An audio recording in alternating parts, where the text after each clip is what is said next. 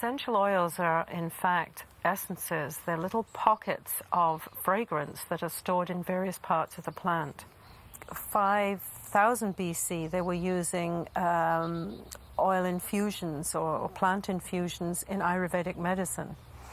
And before that even, they found a Neanderthal man in Iraq, and they dug him up and they dated him back to 60,000 BC.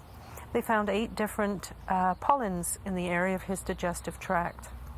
So man has been using plants for eons. And in the time of the birth of Christ, the 3 wise men brought gold, frankincense, and myrrh. And myrrh and frankincense are 2 essential oils that are used to this day.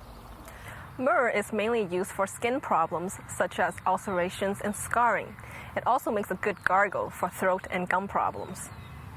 Because essential oils can be quite toxic if taken internally, remember to spit out your gargle. Lavender is the most incredible essential oil. I mean, if you never ever bought another essential oil in your life, please buy an essential oil of lavender. It's first aid kit material, or have one in your kitchen. It's excellent for burns, scars, cuts, wounds, insect bites, grazes, really everything. And it's one of the 2 oils that you can put undiluted on your skin. Obviously not all the time, but when you've got an acute situation, you would put the essential oil directly onto the burn or the cut. When I think of an important essential oil, I immediately think of clove oil. It's a very powerful germicide and antiseptic, which means not only does it relieve the pain in a toothache, but it can actually resolve the infection. One of my favorites is rosemary. It's great as what's known as an antiseptic, so it helps to deal with any sort of microbial infections, any sort of bacterial, viral infections, great for that.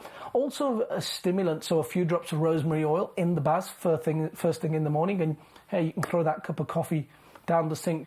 My choice of essences would be rose, just because it's so sensual, and it's been used over the eons for as an aphrodisiac, and it has been thought to increase male and female fertility.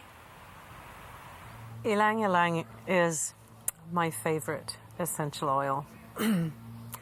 And the soft, sweet, exotic aroma can help relieve stress, feelings of anger, depression. It soothes the mind, calms the spirit.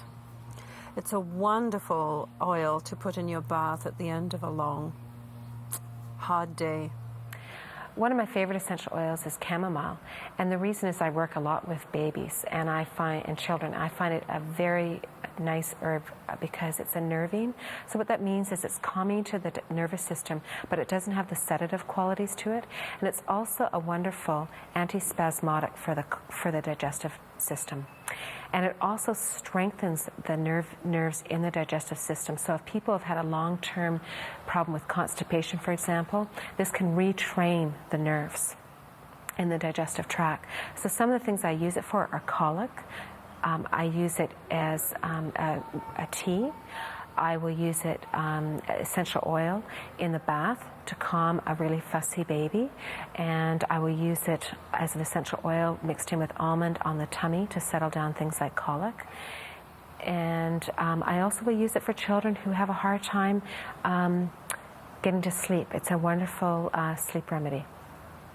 I think one of the ones that I really love, of course, is the effect that you have, particularly with chamomile, and this beautiful effect of being quieting and calming for babies and children or anyone who is really anxious.